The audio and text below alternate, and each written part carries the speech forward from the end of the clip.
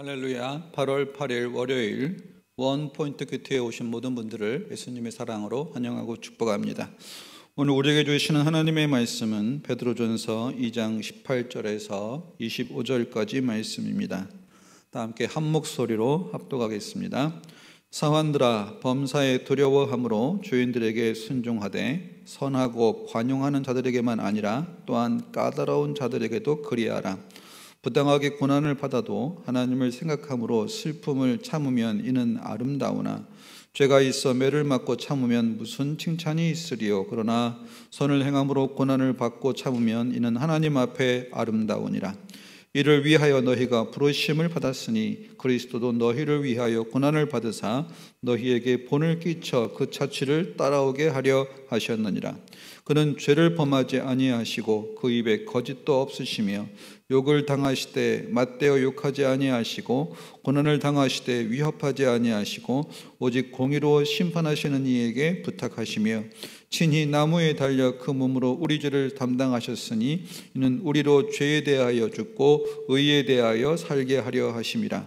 그가 채찍에 맞음으로 너희는 나음을 얻었나니 너희가 전에는 양과 같이 길을 잃었더니 이제는 너희 영혼의 목자와 감독 되신 이에게 돌아왔느니라. 아멘.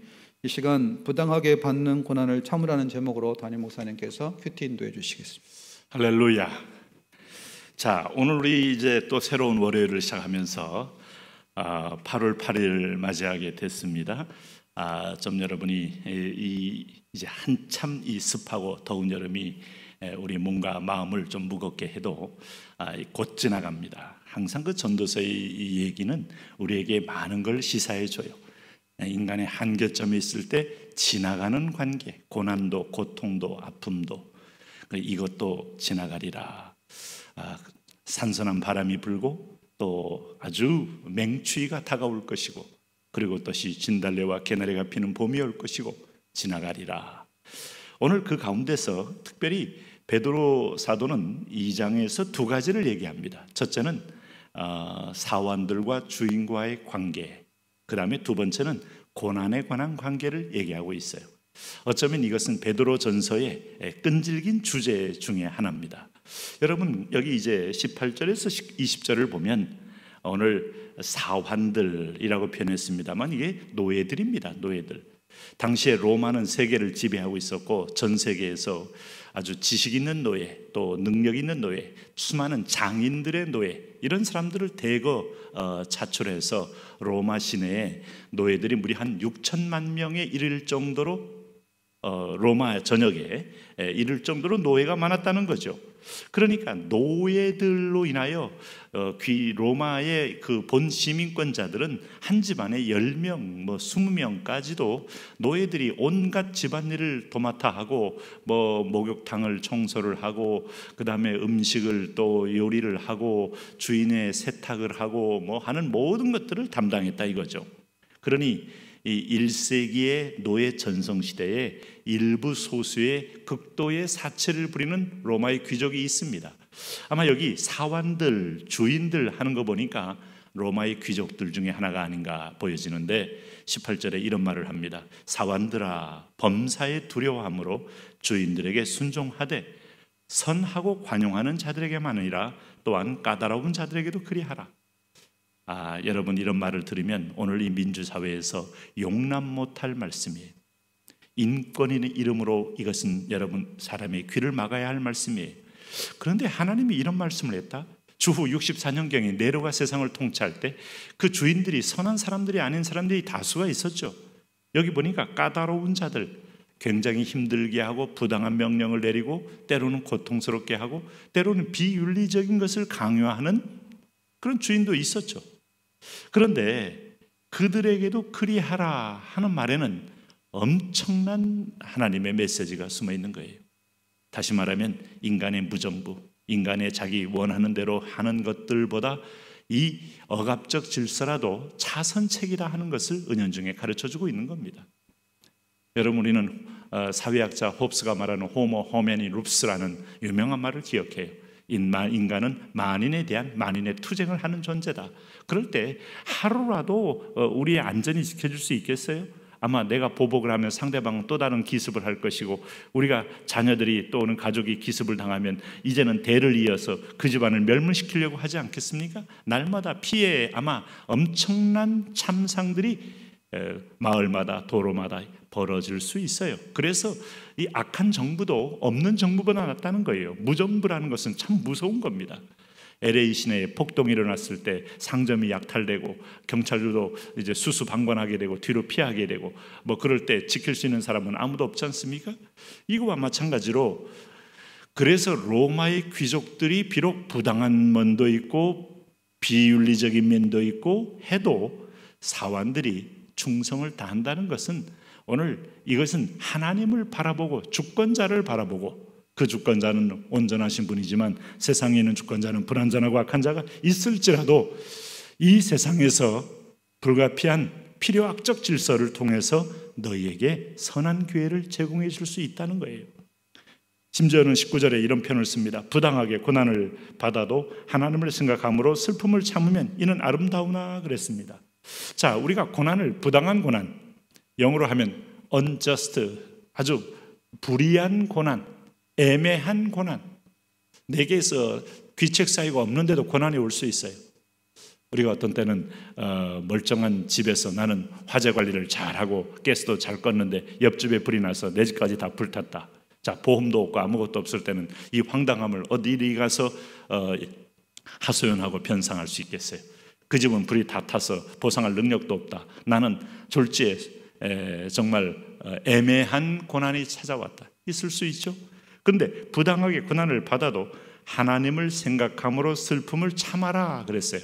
하나님, 주권자, 섭리자, 그 하나님은 모든 것을 합력하여 선을 이루신다.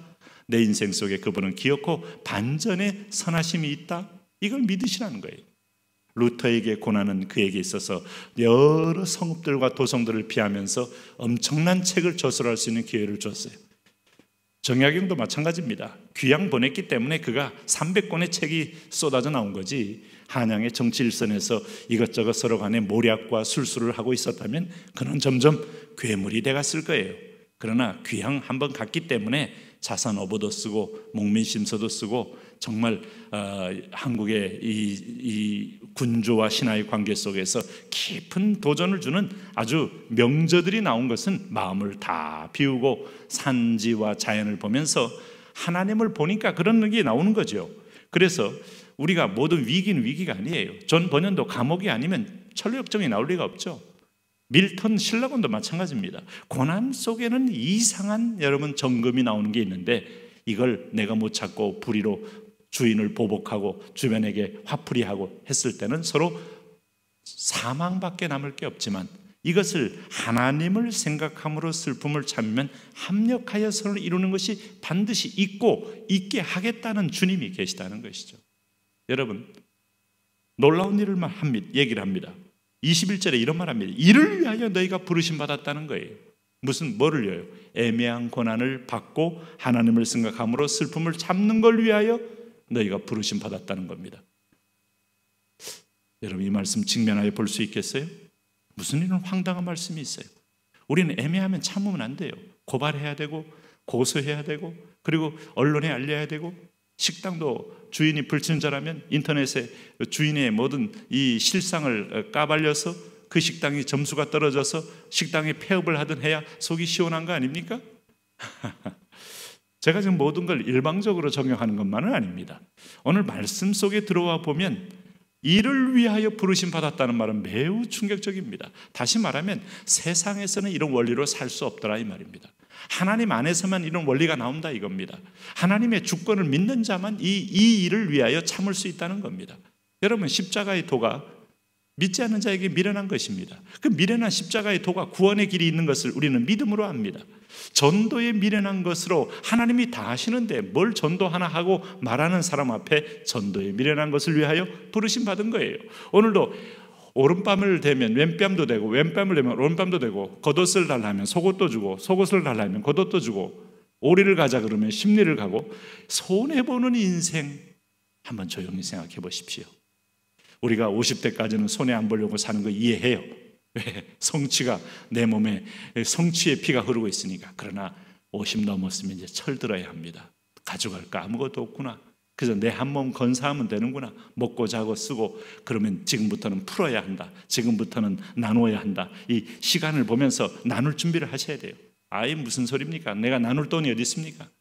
깔고 앉지 말고 다 털고 갈 수 있는 훈련. 그래서 뭐 물론 사랑하는 자녀에게 내가 가진 거 좀 나눈다는 것도 사랑의 표현이니까 그거 여러분 뭐 굳이 나쁘다고 말할 수 없겠습니다만은, 그러나 하나님께 나누고 이웃께도 나누고 n분의 1로 골고루 나눌 줄 아는 이 나눔이야말로 하나님이 기억하는 거 아니겠습니까? 그래서 예수님의 예를 들었어요. 예수님 어떤 분이신가 하면 22, 23절 죄를 범하시되 그 입에 거짓도 없으시며, 죄를 범하지 아니하시고 그 입에 거짓도 없으시며, 욕을 당하시되 맞대어 욕하지 아니하시고 고난을 당하시되 위협하지 아니하시고 오직 공의로 심판하시는 이에게 부탁. 심판하신 이에게 부탁한 것이 예수님 고난에 견디는 최종 노하우. 우리도 하나님을 생각함으로 슬픔을 찾는다. 오늘 너희가 이를 위하여 부르심 받았다. 내 위에 상전이 계십니다. 최종 상전 하나님. 내 위에 주권자 계십니다. 최종 주권자 하나님. 오늘도 그분을 생각하며 모든 억울하고 애매하고 불의한 고난에도 승리하는 여러분 되시기를 바랍니다. 하나님, 우리가 그렇게 주 안에서 진리로 하나님을 신뢰함으로 주권자 하나님께 맡김으로 모든 상황 가운데서 하나님의 놀라운 반전의 은혜를 누리게 하여 주옵소서. 예수님 이름으로 기도합니다.